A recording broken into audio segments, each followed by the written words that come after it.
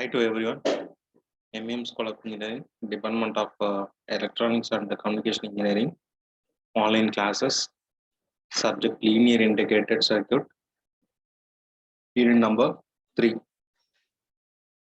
multipliers and PLL, and chapter number 3, that is PLL. So last class we discussed the analog multiplier and analog multiplier ICs and its application. Okay. So in this chapter, we are going to discuss about phase lock loop. So what is PLL? So what are the types of PLL available? What are the internal circuits available in the PLL like that? We are going to discuss in this chapter number 3. Okay, let's see one by one. A phase lock loop working is basically a closed loop system designed to lock the output frequency and phase to the frequency and phase of an input signal. It is commonly abbreviated as basics of PLL. Okay, so the PLL was first introduced in its discrete form in early 1930. The high cost of realizing phase log loop working in discrete form, so limited its our use earlier. Now, with the advanced IC technology, PLL are available as inexpensive monolithic ICs.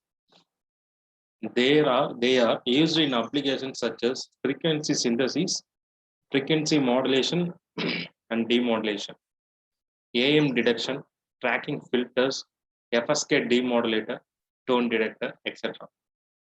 The balancer modulator is an excellent building block for communication equipment. It can be used as a amplitude modulator, product detector, amplitude demodulator, mixer, frequency doubler, frequency detector, and phase detector. These are the applications. This is the black diagram of phase lock loop. So in this black diagram, we have 4 different functional units. One is phase detector, another one is low pass filter, another one is error amplifier, and voltage control oscillator. Okay, so phase detector. So compare the input frequency and the voltage control oscillator frequency, then give it to the low pass filter. Then it will be allow the low frequency only. Then it will be amplified in the error amplifier. Sorry. Okay, let's see one by one. The phase detector compares the input frequency Fi with the feedback frequency F0 and generate an output signal which is a function of the difference between the phases of two input signals. The output signal of the phase detector is a DC voltage. The output of phase detector is applied to low pass filter to remove high frequency noise from the DC voltage.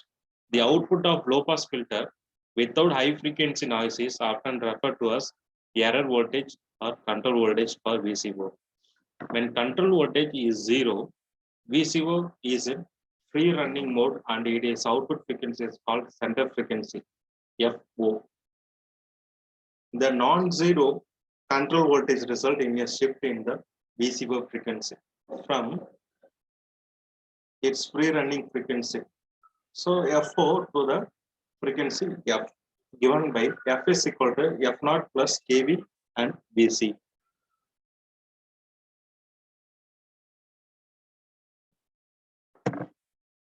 Phase lock group.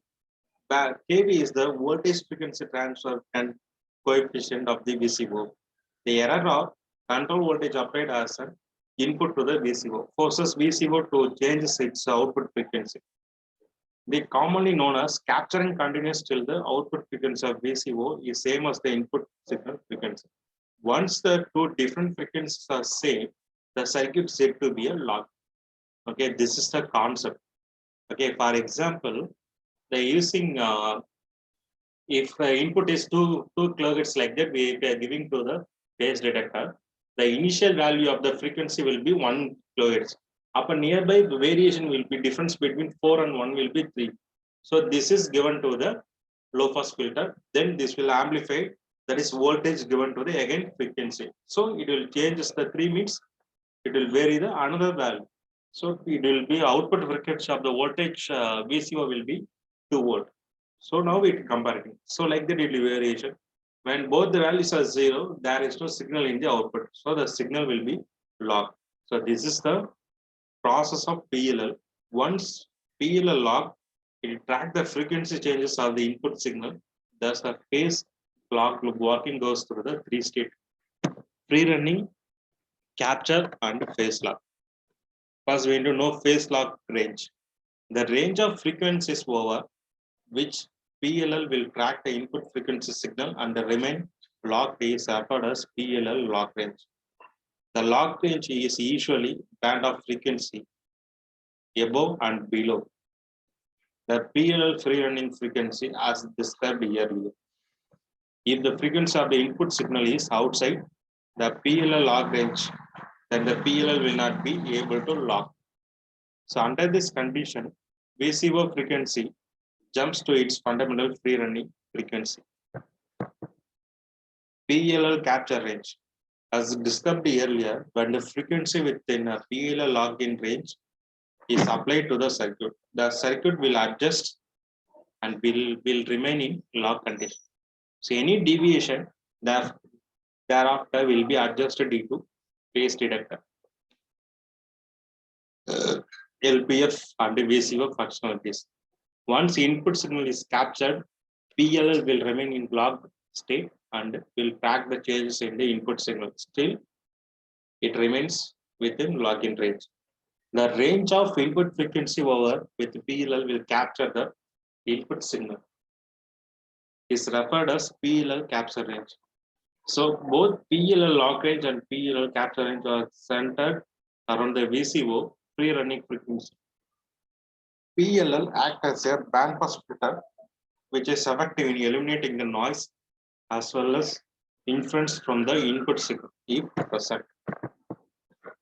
Okay, these are the conditions of PLL. So PLL mainly used in the most of the circuits for selecting the particular frequency. So like FM transmitter, FM receiver. So to detect the particular frequency, we can use the phase start loop. Okay. So these are internal circuit. They are using a phase detector. It is normally analog multiplier they use in the phase detector for the subtraction between the two signals. So as well as divide up the two signals like that, we will use in the phase detector. Okay.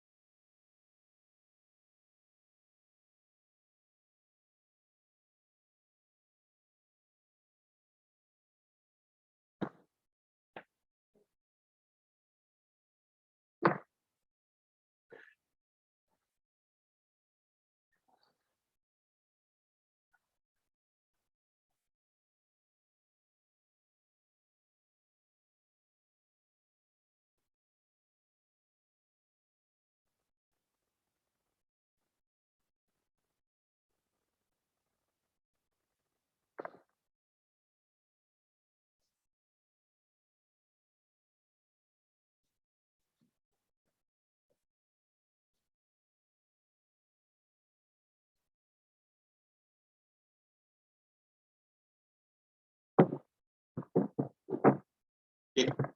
So next class we will see the voltage control oscillator and its ICs.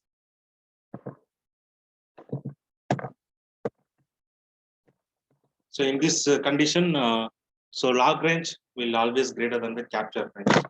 Okay. Okay, thank you. We will see in the next class. Next class we will see the voltage control oscillator. Thank you.